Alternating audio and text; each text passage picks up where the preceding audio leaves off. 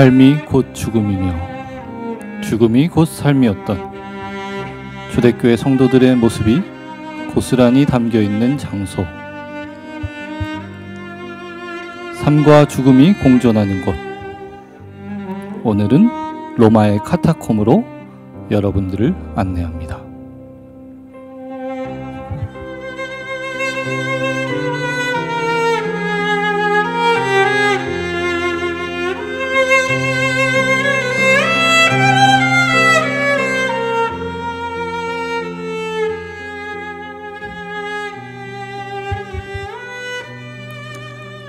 카타콤, 지하 무덤을 뜻하는 영어 단어입니다.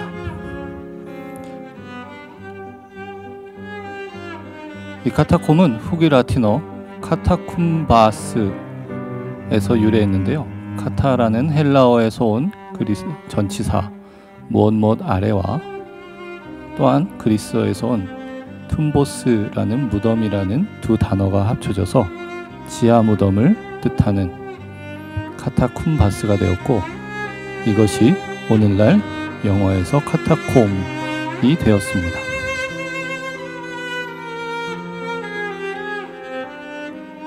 이 카타콤은 무덤으로 사용하기 위하여 좁은 통로로 이루어진 지하 묘지를 뜻합니다. 이 지하 묘지는 기독교인들이 로마 제국의 박해기에는 피난처의 역할을 하기도 했고, 순교자의 무덤으로 사용되었으며 또한 은밀한 예배의 장소로 쓰이기도 했습니다. 예수님의 부활 이후 제자들은 복음의 전파를 위해 여러 곳으로 흩어지게 됩니다. 이렇게 해서 기독교의 역사는 시작되지만, 초기 기독교 시대 때 로마에서 기독교인으로 살아간다는 것은 곧 죽음을 각오해야 하는 것이었습니다. 당시 로마는 막강한 힘으로 세계를 정복해가고 있었고, 자신들이 정복한 지역을 효과적으로 통치하기 위해 로마의 황제만 인정한다면 각 지역의 문화와 종교를 인정하는 포용 정책을 펴고 있었습니다.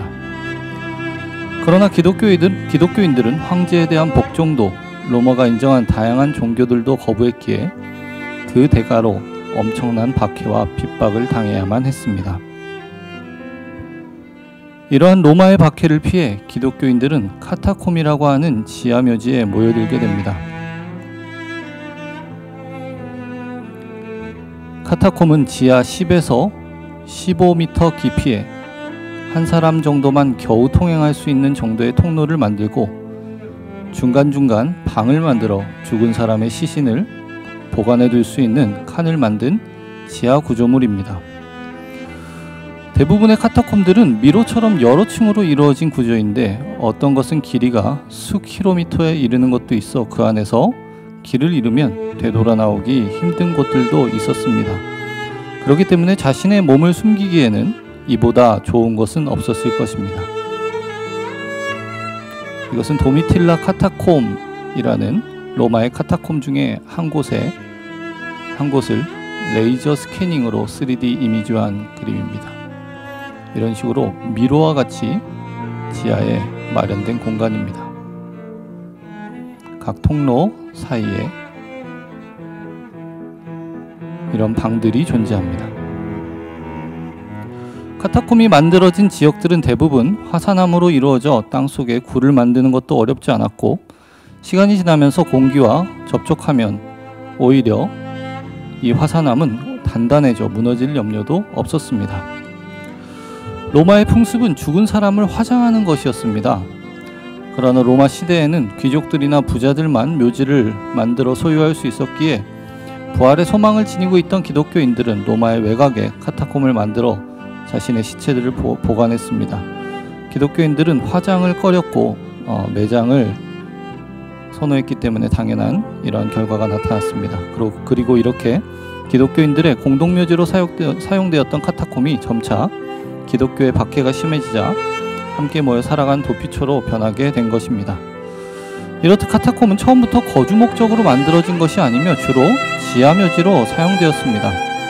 초기에는 예배 장소로도 사용되지 않았고 죽은 이를 위한 예식과 기도 정도만 드려졌던 것입니다. 그러나 점차 이들의 삶의 터전으로 카타콤이 자리하면서 이 안에 초기 기독교인들의 예술이 그려지기 시작합니다. 프레스코아라든지 최초의 기독교 미술들이 이 안에 등장을 합니다. 특별히 이 안에는 십자가와 물고기 그리고 닷 등 기독교 상징이 많이 발견됩니다. 물고기는 기독교 상징으로서 그 안에 익투스라는 글자를 넣어 자신들의 신앙을 나타내는, 서로 그리스도인을 확인하는 암호로 사용하곤 했습니다. 예전에 차량에 이런 스티커 많이 붙여져 있는 거 기억하실지 모르겠습니다. 이 안에 써져 있는 익투스 혹은 익튀스라는 헬라어 단어는요, 헬라어로 물고기라는 뜻입니다. 그러니까 물고기라는 형상 안에 물고기라는 단어를 넣어놨으니 뭐 이상하지 않은 모습입니다. 그런데 이 익투스라는 헬라어가 단지 물고기를 나타내는 단어가 아니라 이런 식으로 약어로 사용되었는데요. 이에수스 크리스토스 테우 휘오스 소테르, 예수 그리스도, 하나님의 아들 구원자 예수 그리스도라는 뜻입니다. 이런 식으로 은밀하게 공개된 장소에서 바닥에 물고기를 그려서 자신이 크리스천임을 나타내고 서로 이렇게 교제할 수 있는 그러한 방법을 묘안에 고안해냈던 것입니다. 그리고 익투스와 함께 키로라고 불리는 심볼도 발견이 됩니다. 알파벳 P의 가운데 X를 쳐놓은 것과 같은 그런 모양이죠. 이것은 알파벳 XP가 아닙니다. 그리스어 알파벳 키 그리고 로를 이렇게 겹쳐서 쓴 건데요. 영어의 X나 P와 발음도 전혀 다릅니다. 이 두 그리스어 알파벳은 그리스어 헬라어 단어 크리스토스의 가장 앞 두 글자를 쓴 것입니다. 이 키로도 익투스와 더불어 그리스도인들이 서로를 확인하는 암호로 사용되었는데 이러한 모습들이 카타콤 안에 고스란히 담겨 있습니다. 이것은 도미틸라 카타콤이라는 로마의 카타콤에서 발견된 프레스코화인데요. 그 앞에 혹시 키로 심볼이 보이시는지 모르겠습니다.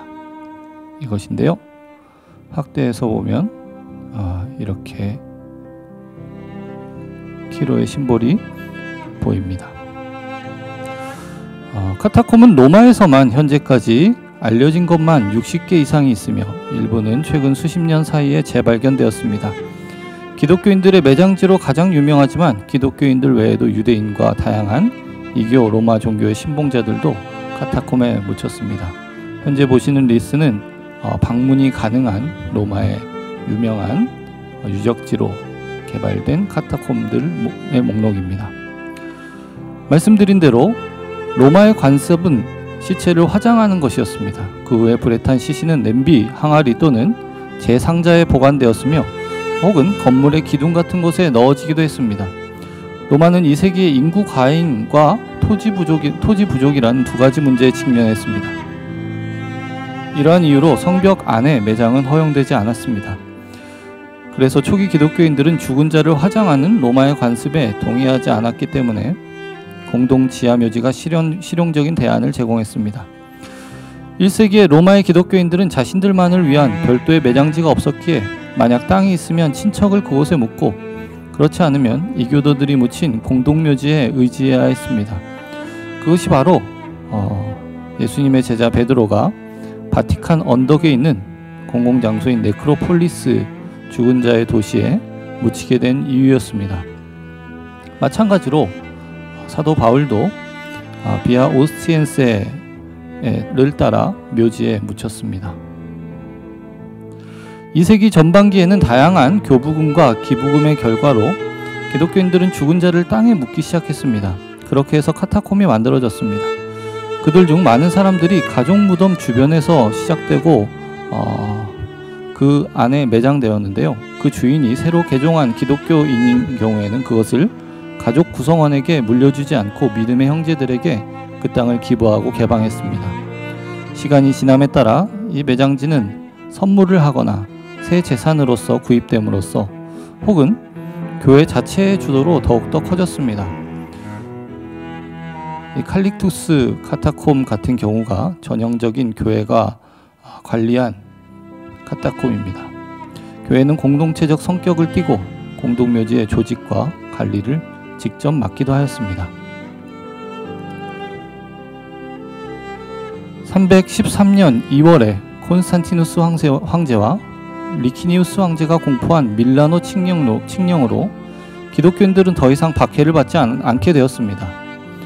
그들은 몰수를 두려워하지 않고 자유롭게 신앙을 고백하고 예배당을 가지고 도시 안팎에 교회를 짓고 토지를 구입할 수 있게 되었습니다. 그럼에도 불구하고 카타콤은 5세기 초까지 교회가 땅 위나 중요한 순교자에게 헌정된 대성당에 매장하기 위해 돌아올 때까지 일반 묘지로 계속해서 그 기능을 했습니다. 드디어 380년에 기독교는 로마의 국교가 되었습니다. 처음에는 많은 사람들이 여전히 순교자들과 함께 카타콤에 묻히기를 원했습니다. 그러나 카타콤 매장의 관행은 서서히 쇠퇴하였고 죽은 자는 점점 더 카타콤보다는 대성당의 묘지에 묻히기를 원했습니다. 6세기의 카타콤은 순교자의 추도식에만 사용되었고 그 안에 있는 그림들은 7세기에 추가되기도 하였습니다. 그리고 10세기에 이르러서는 카타콤은 사실상 버려졌고 카타콤 안에 있었던 유물들은 지상의 대성당들로 옮겨지게 됩니다.